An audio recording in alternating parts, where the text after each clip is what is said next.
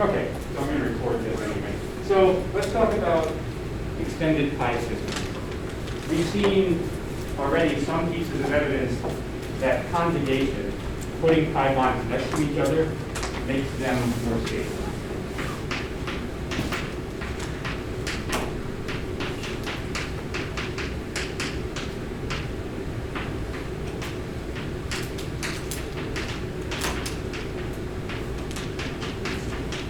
So the question is why, right?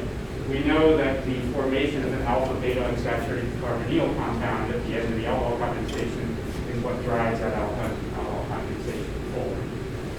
I'm going to provide a couple of other pieces of evidence that conjugated pi systems have special stability. So one of those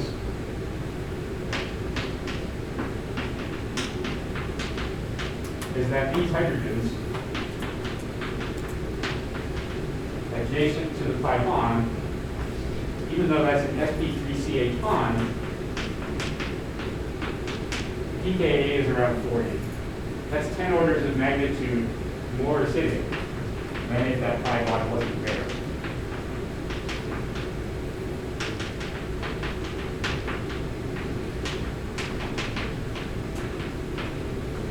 And what that tells us is that this anion is particularly stable.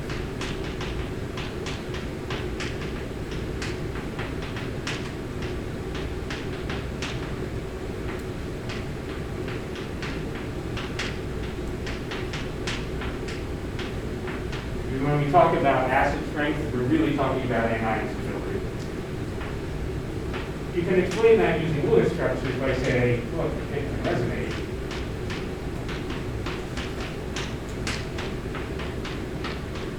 So the fact that we have two resonance forms, equal contributors that distribute that negative charge, can help explain why that's more stable.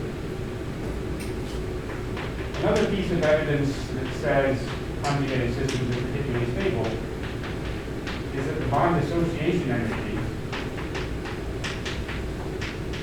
is only 87 for that hydrogen. So splitting this off by plucking a hydrogen away to generate the radical means that that radical stability is quite stable. It's a primary radical, but it's also a primary allylic radical.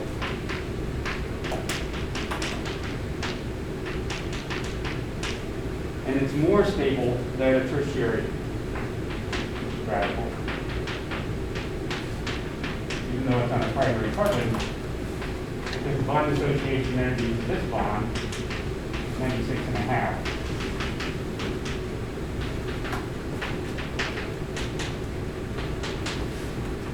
So what's true for the anion is also true for the radical. And you can explain it in a similar fashion. You can say, well, we got a resonance structure. Okay. Pi bond over here, and I can distribute that radical over the two end particles. Significantly more stable. So this is actually a conjugated system, and this is a hyperconjugated system. Real conjugation in a pi system stabilizes things more than hyperconjugation. The third piece of evidence that there's something special about this allylic system is that if you have an allylic chloride or bromide,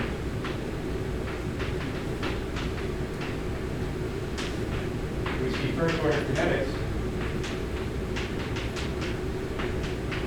when we heat this up and say water or methanol. First order kinetics, which means it's an SN1 process. And the rate of reaction is similar to the rate of the secondary O1. So that tells us that the carbocation is also more stable when it's adjacent to the pi bond.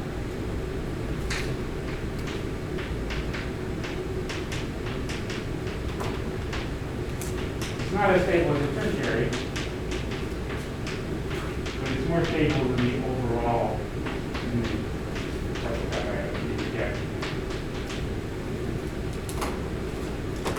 And the rate of that reaction doesn't depend on the nucleophile, which means we know the carbocation is an intermediate. So that suggests that the carbocation is also more stable, and you can explain that again by our resonance structure that moves that positive charge onto the other end. Another interesting observation that I've alluded to before is that if you do a reaction of the allylic chloride under SN2 conditions, and you compare that rate of reaction, let's say we use NaCN, and we do this in the NSO,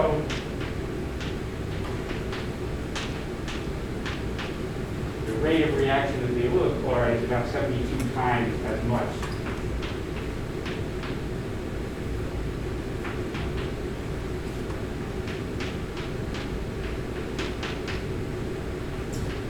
So this one is 72 times as reactive as this one that doesn't have that adjacent pi bond. So even in an SN2 reaction where you can't write any resonance structures, there's something special about that position adjacent to the pi bond. So we have to figure out why that's so stable. And we also know that putting two pi bonds adjacent to each other in a neutral molecule, if it doesn't have that unpaired electron, also gives it special stability.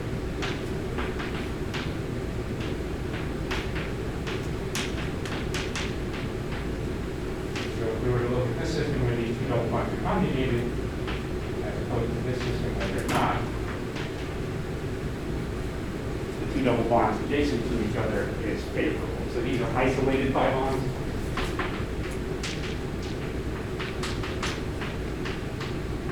This is the conjugated pi bonds.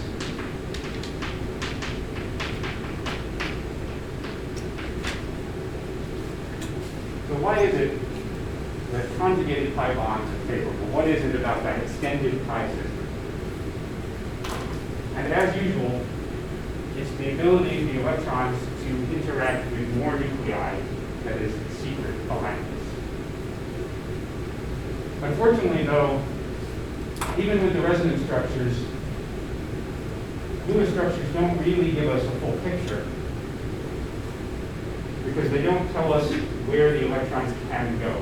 Lewis structures are too localized.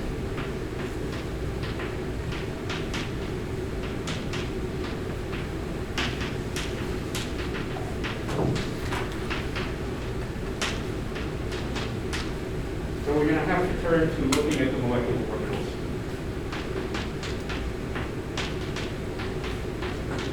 So when we have an Allylic system, our carbon and hydrogen framework looks like that.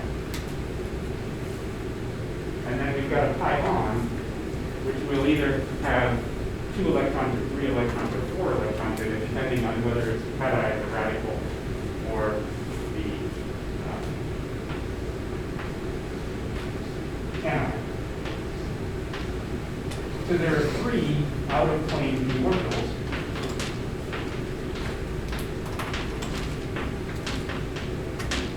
Available for bonding.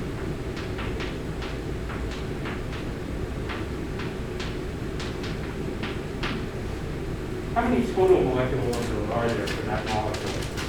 C3H5.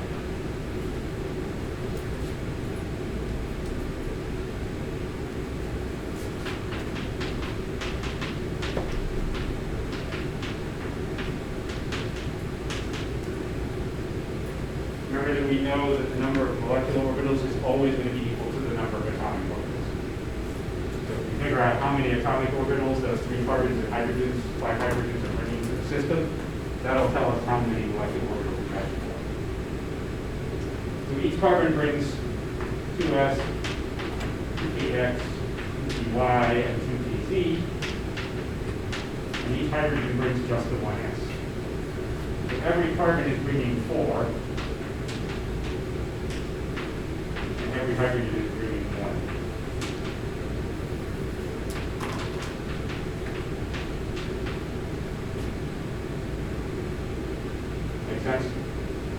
bringing their valence orbital. So the hydrogen can only ever bring a 1s. So there are 5 1s orbitals, 3 2s orbitals, 3 2px, 3 2py, and 3 2pz orbitals involved in the bonding. That's 17 total, which means there are 17 molecular orbitals.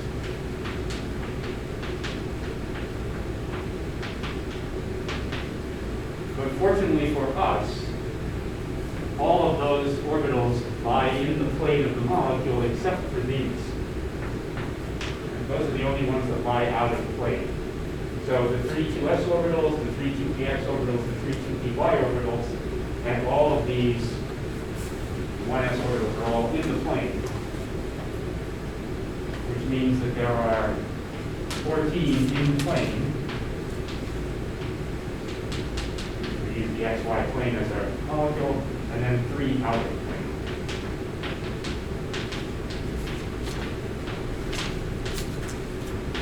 Those in-plane orbitals are going to form the sigma bonds. The out-of-plane orbitals are going to form pi bonds.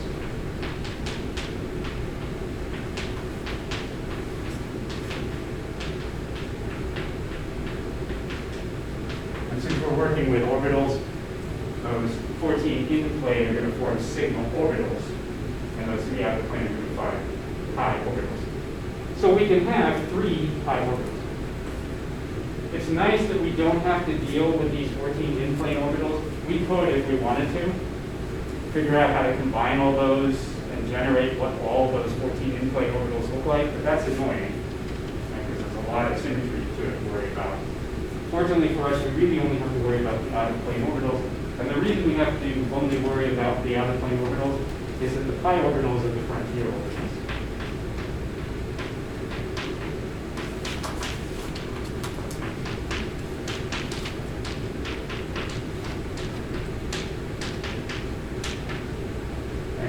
Which means that the HOMO and the LUMO, the highest occupied molecular orbital, the lowest unoccupied molecular orbital, are going to be in this pi system.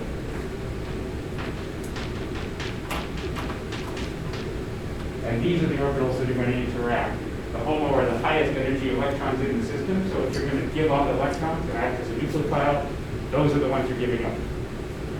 The LUMO orbitals are the lowest energy orbital that you can put electrons into. So if you're going to behave as an electrophile and accept electrons from somebody else, you're going to accept them into the LUMO. So if we know what these orbitals look like, we can determine the reactivity. Right? Or the orbitals nearby. Right? It might not be the LUMO that the electrons are donating into, it might be the next one up, but it's going to be somewhere close to that frontier. So what we have to do is figure out how to combine these 3 p orbitals into 3 pi orbitals, 3 pi orbitals. One of which is going to be bonding, one of which is going to be non-bonding, and one of which is going to be anti-bonding. Because the other requirement is that the sum of the energy of those 3 pi orbitals we form has to be equal to the sum of the 3 p orbitals. So we start with our 3 p orbitals here. Right? The py or pz orbital on one and the pz orbital on the other. When we make the molecular orbitals from that, we can't change the energy of the system. Right? There's an odd number. Since there's an odd number, we'll probably do lower one, raise one, keep one the same. So how can we combine those p orbitals to form molecular orbitals? Well, one way to combine them all in phase. So we've got constructive overlap on both sides.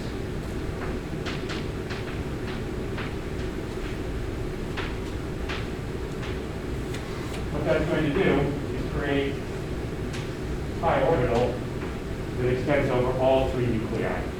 That's bonding. It's got 2 bonding interactions.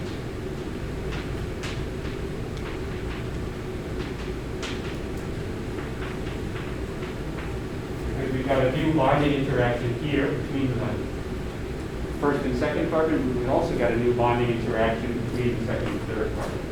So this is a pi bonding orbital. It's going to drop in energy.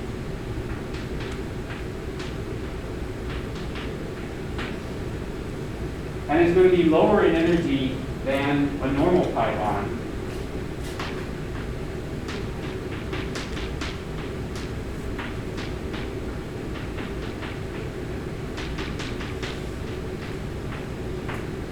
Because it extends over 3 nuclei.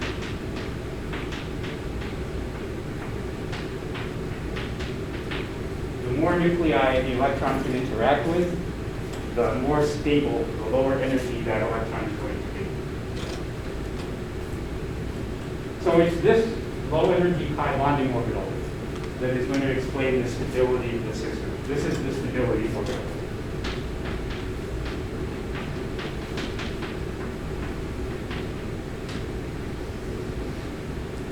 And the longer that becomes, the more nuclei we can extend that, the more stable that orbital is going to get. So if we move up to 4 pi orbitals like we have in the diene, it's going to be even more stable. And if we move up to 5 pi orbitals, have an extended Allylic system, it's going to be even more stable. 6 orbitals, even more stable. The longer the extended pi system, the more this low energy pi bonding orbital drops. And those 2 electrons are the ones that are loudest when they're fighting for their stability. Right? Those electrons are really happy. Those are the 1%. Right? They're super happy. They've got almost all the nuclei to themselves. And they're going to shout down the other electrons that aren't as happy. So that's one way to do it. That's pi 1. And it's bonding orbital with bonding interactions with respect to both. That's what Lewis structures don't do very well. Right? Lewis structures do not allow one pair of electrons to extend over 3 nuclei. You've got to draw a bond between 2 atoms, and you can't draw a bond between 3. How else can we combine those? Well, another way to combine them would be to put a node right down the middle and have the orbitals out of phase. And so there's 0 contribution to this pi orbital from the center P. So that doesn't really look very different. Right? There's a node. That looks kind of like those orbitals are not interacting. Since those aren't adjacent atoms, there are 0 bonding interactions.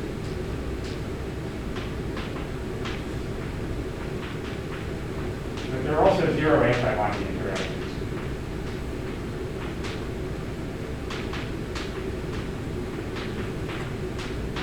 So that's a non-bonding orbital. It'll be right here.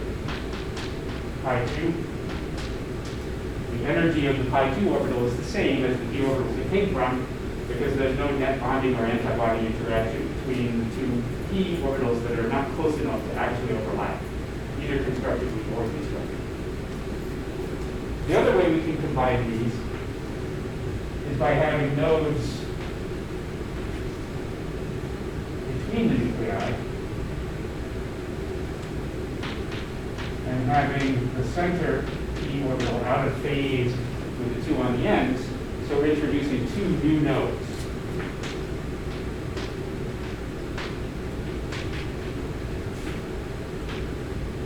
And we'll actually shrink that orbital in the middle a little bit and kind of take away some of the electron density. So this has 2 anti-bonding interactions.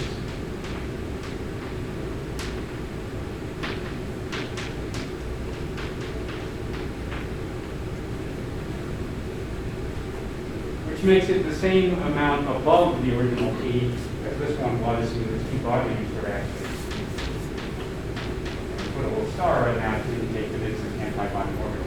So this pi 1 bonding orbital should drop by the same amount that this pi 3 star orbital rises. Hopefully I got that roughly to scale. So the sum of pi 1 bonding, pi 2 non-bonding, and pi 3 anti-bonding is equal to the sum of the 3 p orbitals we started with. The center orbital is non-bonding because it has a node right through the nuclei. This one is anti-bonding. So electrons in pi 1 are trying to keep all 3 carbons together. The electrons in pi 2 don't give a shit, right? They're not helping the carbons bond, but they're not hurting it either. The electrons that would go into pi 3 are actually trying to break both those carbon-carbon bonds. They're not friendly. So this is what our orbital system looks like in our orbital energy diagram. And this is what the orbitals actually look like in terms of. You'll notice that when I created this system, there are no electrons, right? I completely left the electrons out. Electrons don't get to play while the orbitals are getting together and forming their bonding and anti-bonding interactions. So now we can consider the cation, the radical, and the anion with that picture. So there's the cation, there's the radical, here's the anion. They're all going to have that same orbital energy diagram. Pi1 bonding, Pi2 non-bonding, Pi3 star.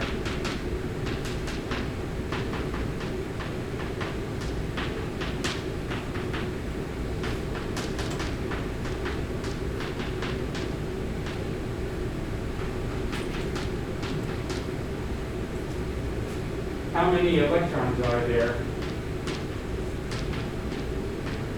in the pi system for the carbocation?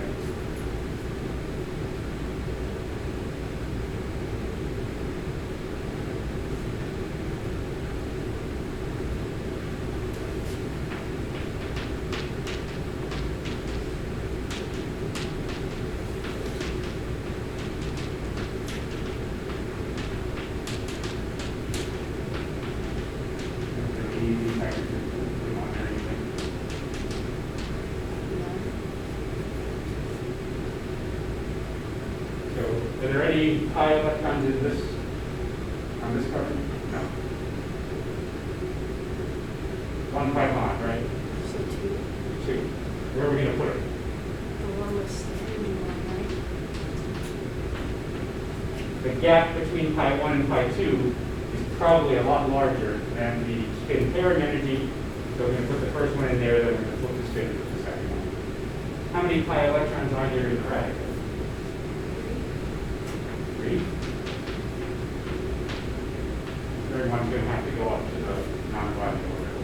What about the anion? 4.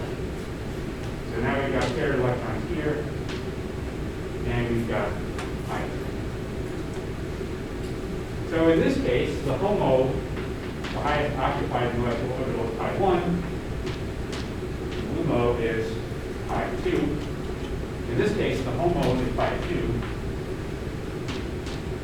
And the LUMO is pi3. So the frontier is in a slightly different location. And this one, you've got the lone electron there. This is probably going to be the reactive orbital because that's the one that you would have to go to either take its electron or to give another electron to pair them up. Does the anion act as a nucleophile or as an electrophile in reactions? Negatively charged.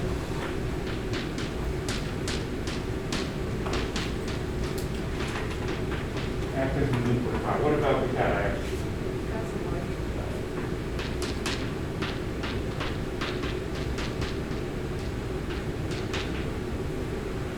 So if you're acting as a nucleophile, which orbital matters? Which is the frontier orbital that's important? Non-bonding. It's the HOMO, right? You're acting as a nucleophile, the highest occupied molecular orbital. Those are the highest energy electrons available.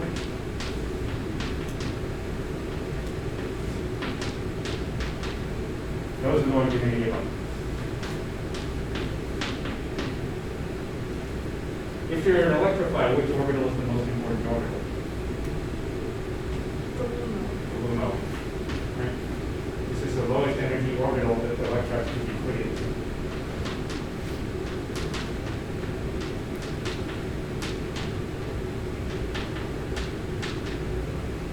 So notice that in all three of these cases, the orbital that matters is pi2.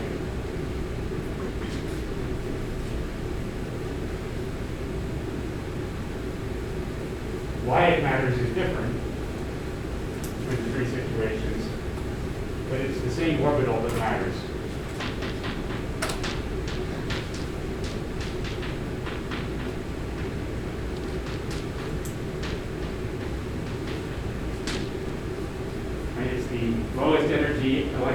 orbital that you can put electrons into, which is what you want to do for a cation.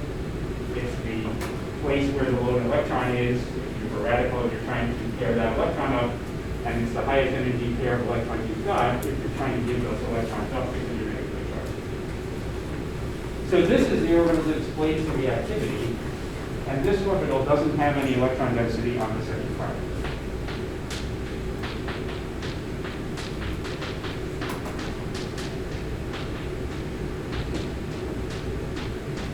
Which means that all three of these systems react only at the ends.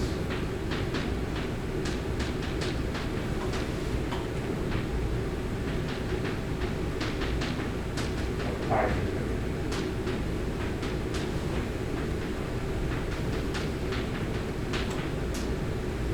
And that's also consistent with the Lewis structures, right? Because if you were to do the Lewis structures, the two resonance spores have a positive charge on the end carbon. The positive charge is never on the center carbon.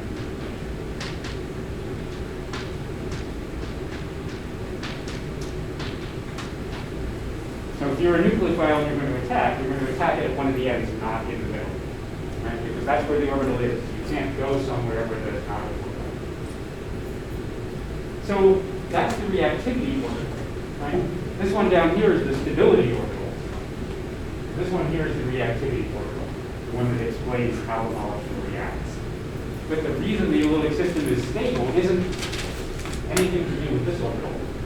That's this one that allows the electron density to extend over all three.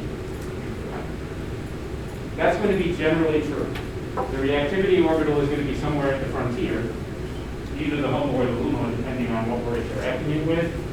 And the stability orbital, the orbital that makes that system more stable, is going to be the one that extends over the entire system and allows the electrons to interact with all the nuclei that don't have an sp3 hybridization. So all three of these carbons are sp2 hybrids. These electrons can interact with all three of those sp2 hybrids. If you have an sp3 hybrid orbital in the middle, like we did in that